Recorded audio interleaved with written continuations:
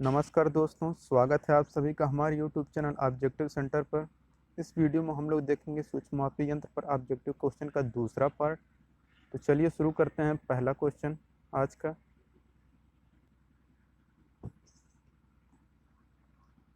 Ratchet staff micrometer में किस प्रकार सहायक होता है? रैचेट स्टाफ माइक्रोमीटर में किस प्रकार सहायक होता है? ऑप्शन है आपके सामने।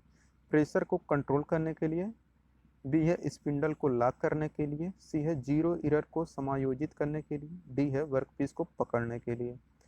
तो रैचेट स्टाफ माइक्रोमीटर ये सहायक होता है प्रेशर को कंट्रोल करने के लिए। इसका ये ऑप्शन सही है। 42 नंबर क्वेश्चन है, वर्नियर कैलिपर का लीस्ट काउंट निम्न में से किसके बराबर होता है? ऑप्शन है आपके सामने। एक मेन स्केल डिवीजन का मान माइनस एक वर्नियर स्केल डिवीजन का मान। इसका यही करेक्ट ऑप्शन है, option number A. Vernier calliper का लिस्ट काउंट किसके बराबर होता है? वो होता है एक मेन स्केल डिवीजन का मान माइनस एक वर्नियर स्केल डिवीजन का मान। 43 नंबर क्वेश्चन है, किसी माइक्रोमीटर में 0.04 मीटर की पॉजिटिव एरर है। यदि माइक्रोमीटर 35.45 mm माप देता है तो सही रीडिंग क्या होती है? तो सही रीडिंग होती है 35.41। ये हो जाएगा कि 35.45 माइनस 0.04, इतना घटाएंगे तो 35.45 mm आएगा। ये दिया 0.04 मीटर, नहीं ये mm होगा।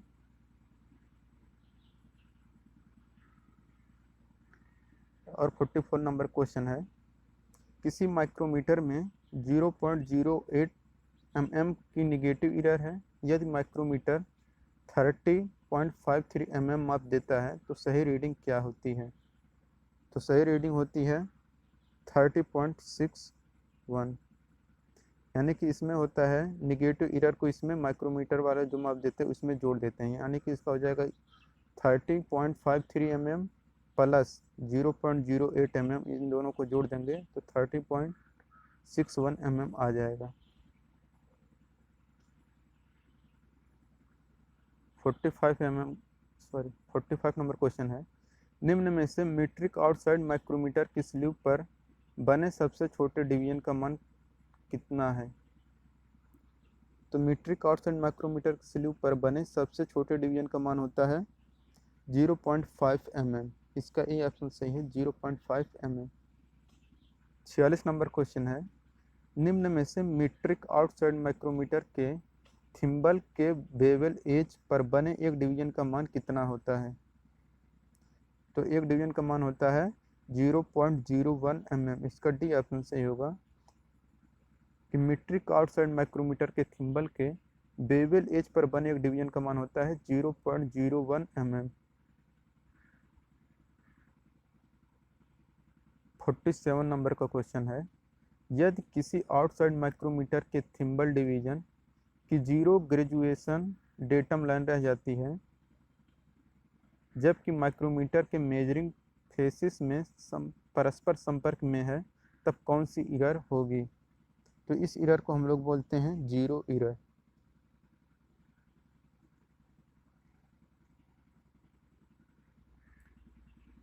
फोर्टी एट नंबर का क्वेश्चन है, निम्न में से किस कारण से डेप्थ माइक्रोमीटर का प्रयोग अधिक गहरे रेंज में साइजों को चेक करने के लिए किया जाता है?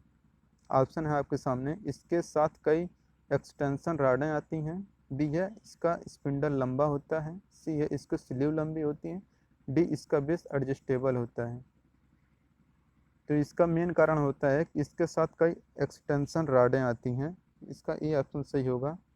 कई एक्सटेंशन राडें होने के कारण डेप्थ माइक्रोमीटर का प्रयोग अधिक गहरे रेंज में साइजों को चेक करने के लिए किया जाता है।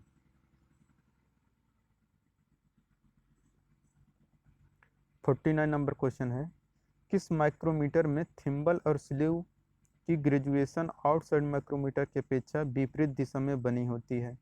ऑप्शन है आपके सामने। Inside micrometer, depth micrometer, tube micrometer, flange micrometer. तो आपको बता देते हैं कि डेप्थ माइक्रोमीटर में थिम्बल और स्लीव की ग्रेजुएशन आउटसाइड माइक्रोमीटर की अपेक्षा विपरीत दिशा में बनी होती है। तो इसका correct option option number B, depth micrometer.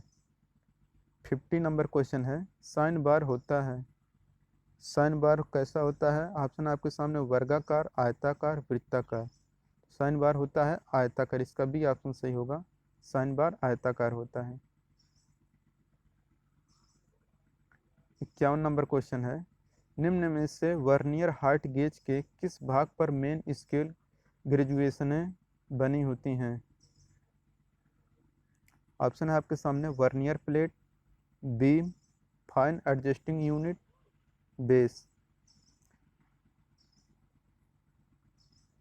तो जो बीम होती है तो वही वर्नियर हार्ट गेज के बीम पर मेन स्केल ग्रेजुएशन बनी होती है। इसका करेक्ट ऑप्शन होगा ऑप्शन नंबर बी, बीम पर ही वर्नियर हार्ट गेज का मेन स्केल ग्रेजुएशन बनी होती है। 52 नंबर क्वेश्चन है, वर्नियर बेवल प्रोटेक्टर के साथ माप लेते समय रेफरेंस सरफेस की तरह निम्न में से क्या कार्य करता है? ऑप्शन है स्टॉक, ब्लेड, डायल, डिस्क। तो वर्नियर बेवल प्रोटेक्टर के साथ माप लेते समय रेफरेंस सरफेस की तरह जो कार्य करता है वो होता है स्टॉक।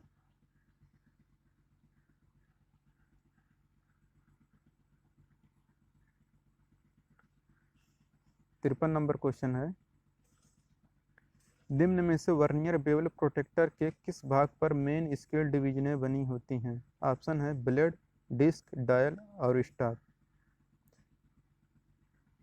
तो डिस्क से वर्नियर बेवल प्रोटेक्टर के भाग पर मेन स्केल डिवीजनें बनी होती हैं। वर्नियर प्रोटेक्टर के डिस्क पर मेन स्केल डिवीजनें बनी होती हैं, इसका भी ऑप्शन सही है। 54 नंबर क्वेश्चन है, वर्नियर बेवल प्रोटेक्टर के प्रत्येक वर्नियर स्केल डिवीजन का मान कितना होता है? ये होता है 1 डिग्री से 55 मिनट। वर्नियर बेवल प्रोटेक्टर के प्रत्येक वर्नियर स्केल डिवीजन का मान होता है 1 डिग्री से 55 मिनट।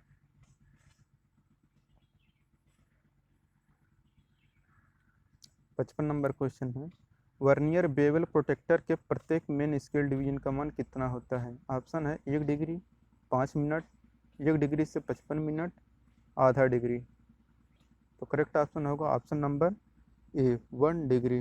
वर्नियर बेवल प्रोटेक्टर के प्रत्येक मेन स्केल डिवीजन का मान होता है 1 डिग्री यानी कि 60 मिनट।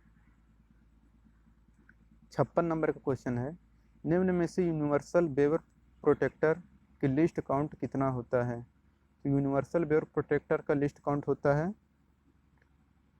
5 मिनट, यानी कि इसका बी ऑप्शन से होगा 5 मिनट। यूनिवर्सल बेवर प्रोटेक्टर का लिस्ट काउंट होता है 5 मिनट।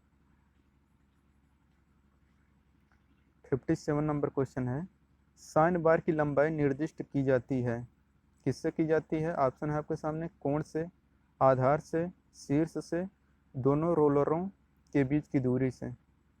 सही ऑप्शन होगा इसका ऑप्शन नंबर डी, दोनों रोलरों के बीच की दूरी से साइन बार की लंबाई निर्दिष्ट की जाती है दोनों रोलरों के बीच की दूरी से। 58 नंबर क्वेश्चन है, निम्न में से किसे मापने के लिए वर्नियर डेप्थ गेज का प्रयोग किया जाता है?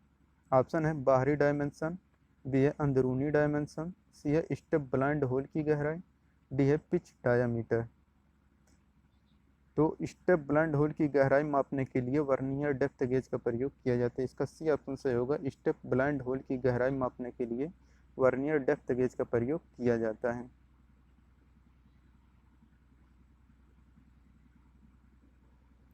59 नंबर क्वेश्चन है, साइन बार में छेद होता है, साइन बार में छेद किस लिए होता है आपको बताना है?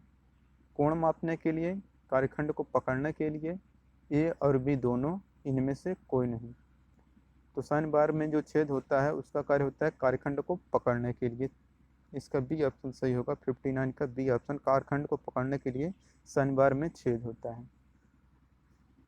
60 नंबर क्वेश्चन है, निम्न में से कहाँ पर लेइंग आउट करते समय वर्नियर हाइट गेज का प्रयोग किया जाना चाहिए? ऑप्शन है आपके सामने सरफेस प्लेट पर, वी ब्लॉक पर, मशीन के बेड पर, किसी भी फ्लैट सरफेस पर। तो आपको बता देते हैं कि सरफेस प्लेट पर लेइंग आउट करते समय वर्नियर हाइट गेज का प्रयोग किया जाना चाहिए। इसका ये ऑप्शन सही होगा, सरफेस प्लेट पर लेइंग आउट करते समय वर्नियर हाइट गेज का प्रयोग किया जाना चाहिए। 61 नंबर क्वेश्चन है, एफपीएस सिस्टम में द्रव्यमान की इकाई क्या है? ऑप्शन है मीटर, ग्राम, किलोग्राम, पाउंड। तो एफपीएस सिस्टम में द्रव्यमान होता है पाउंड। 61 का डी ऑप्शन सही होगा, पाउंड। एफपीएस का फुल फॉर्म होता है फुट पाउंड पर सेकंड, फुट पाउंड सेकंड।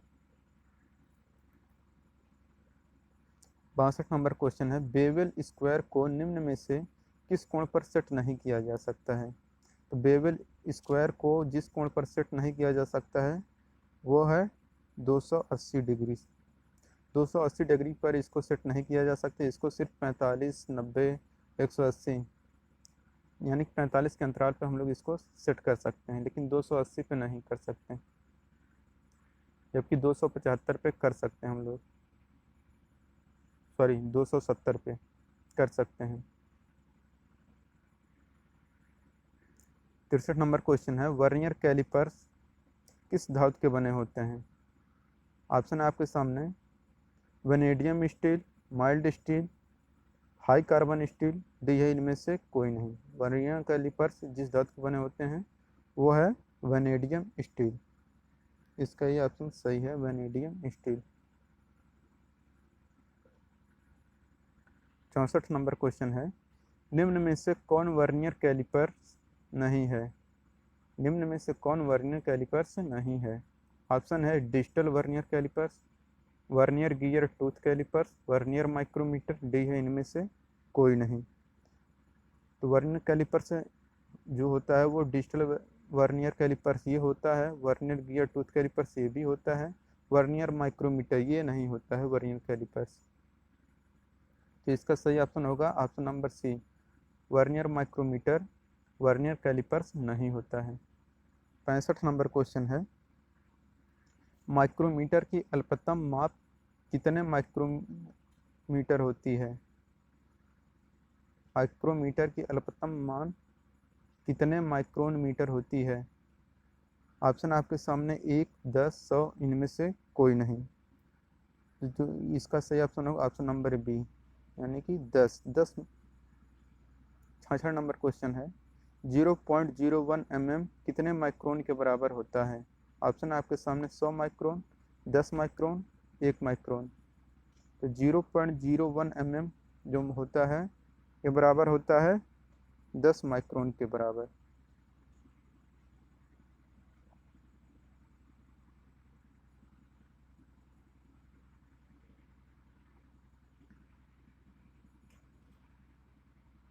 छाछठ नंबर क्वेश्चन है,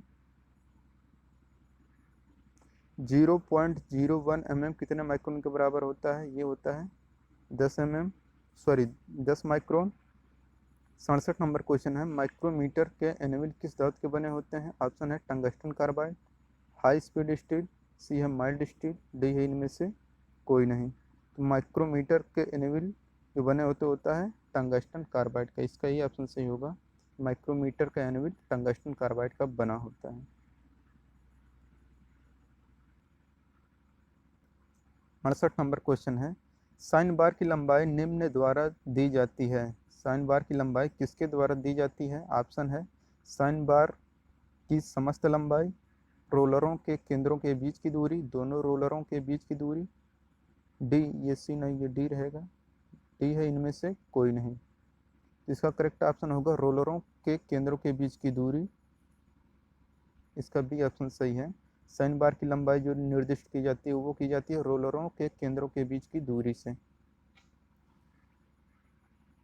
69 नंबर क्वेश्चन है, माइक्रोमीटर द्वारा जाप को निम्न में से किस अवस्था में नहीं मापना चाहिए? ऑप्शन है आपके सामने स्थिर अवस्था में, घूमती अवस्था में, सी है ए और बी दोनों, डी है इनमें से कोई नहीं। तो माइक्रोमीटर द्वारा जाप को नाप किस अवस्था में नहीं नापना चाहिए? वो होता है घूमती अवस्था। घूमती अवस्था में इसे नहीं नापना चाहिए, स्थिर अवस्था में ही इसे नापना चाहिए।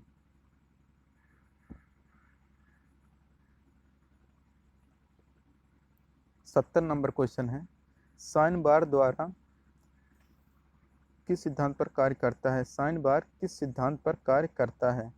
ऑप्शन है त्रिकोणमिति के सिद्धांत पर, बीजगणित के सिद्धांत पर, सी है अंकगणित के सिद्धांत पर, डी है इनमें से कोई नहीं। साइन बार जो काम करता है वो कार्य करता है त्रिकोणमिति के सिद्धांत पर। इसका ये ऑप्शन सही है, त्रिकोणमिति के सिद्धांत पर साइन बार कार्य करता है। 71 नंबर क्वेश्चन है, डायल कैलिपर्स किसकी सहायता से काम करता है? ऑप्शन है वार्म, सेक्टर, रैक और पिनियन, डी है इनमें से सभी। तो डायल कैलिपर किसकी सहायता से कार्य करता है? वो होता है रैक और पिनियन। इसका सी ऑप्शन सही है, रैक और पिनियन की सहायता से डायल कैलिपर काम करता है।